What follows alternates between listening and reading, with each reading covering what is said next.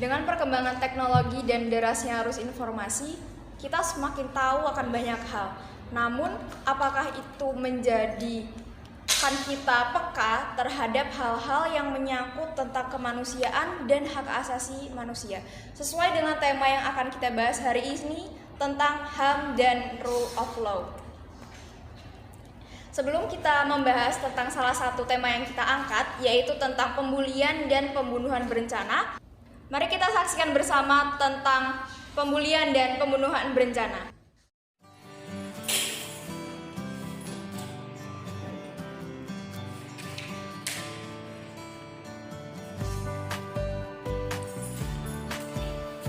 Baik, saat ini untuk pelajaran kali ini, wassalamualaikum warahmatullahi wabarakatuh.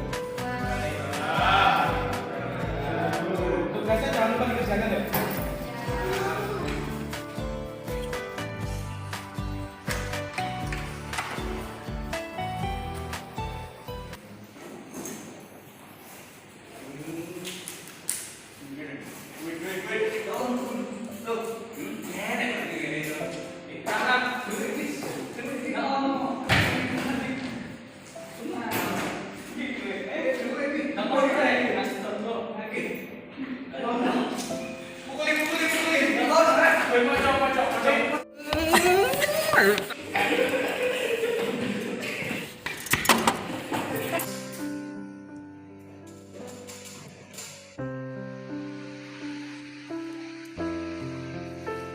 Ngapain sih di presiden itu? Aku mau balas dendam nggak? Emang gimana caranya? Aku punya channel sih, cuman resikonya berat. Aku beneran mau. Tapi resikonya aku tahu sendiri ya.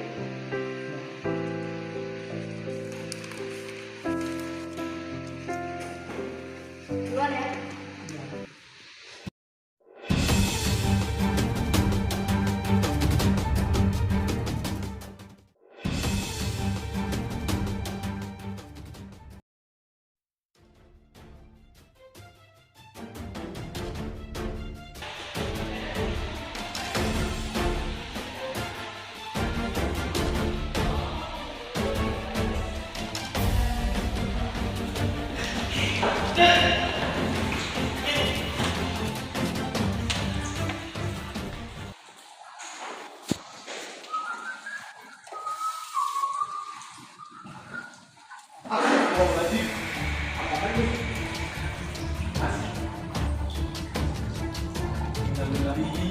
Mas.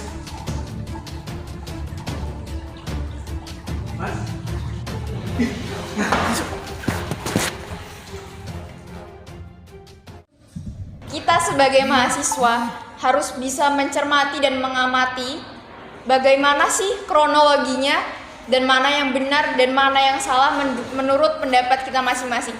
Maka dalam kesempatan kali ini kami terbagi menjadi dua, yaitu ada tim pro, di mana tim pro ini lebih pro terhadap korban pembulian, dan ada tim kontra, di mana tim kontra ini tidak membenarkan pembunuhan. Oke, langsung saja kita tanyakan kepada tim pro. Tim pro, kenapa tim pro lebih pro terhadap korban pembulian, padahal korban pembuli ini sudah melakukan pembunuhan, di mana pembunuhan itu pelanggaran HAM yang berat. Silakan, waktunya saya beri 1 menit. Kalau menurut pendapat saya sebagai masyarakat, dibilang salah ya salah, tetapi ada kadar tertentu. Karena apa? Karena pada saat korban dibully itu mentalnya terganggu, pikirannya terganggu, sehingga mereka berpikir tidak jernih.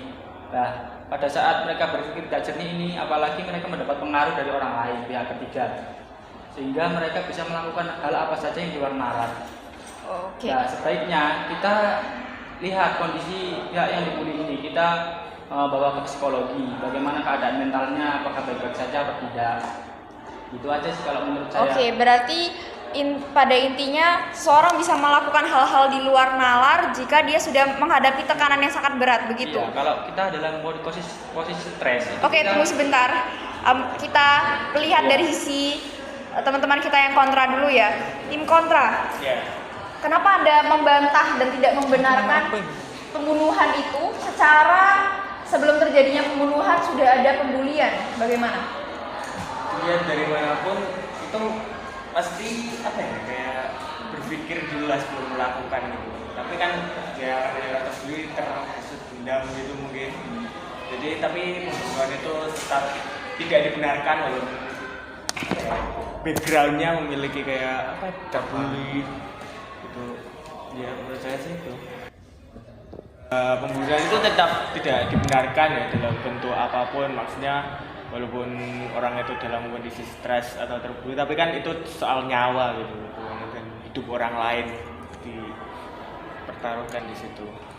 Oke, berarti intinya pembunuhan tetaplah tidak dibenarkan ya, apapun alasannya.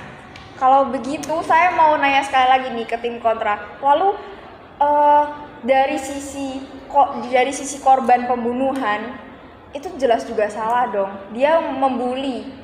Tapi kenapa kalian tidak membahas tentang pembulian sama sekali? Bagaimana? Kalau menurut saya sih pembulian itu ada takarannya, ada batasannya. Karena setiap lingkungan pertemanan atau setiap tongkrongan lah itu memiliki batasan bercanda, Kemungkinan sih itu sudah melewati batas. Saya juga tidak membenarkan pembuliannya, tapi gimana ya? Saya juga tidak membenarkan pembuliannya, tapi ya namanya juga pembunuhan berencana itu menurut saya sih harus ya salah sih menurut saya. Ya, dari argumen tersebut namanya pembunuhan tetap saja salah.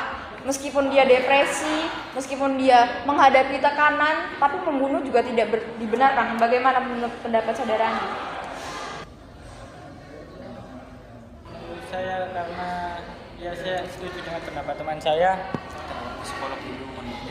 Itu kan karena ya depresi dan kepancing oleh hasutan temannya gitu dan itu sih pengaruh yang terbesar ya menurut saya.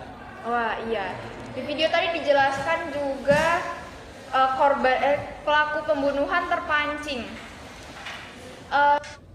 Oke, dari percakapan tadi kita bisa mengetahui pendapat setiap orang itu berbeda-beda dari narasumber kita, tim pro maupun tim kontra.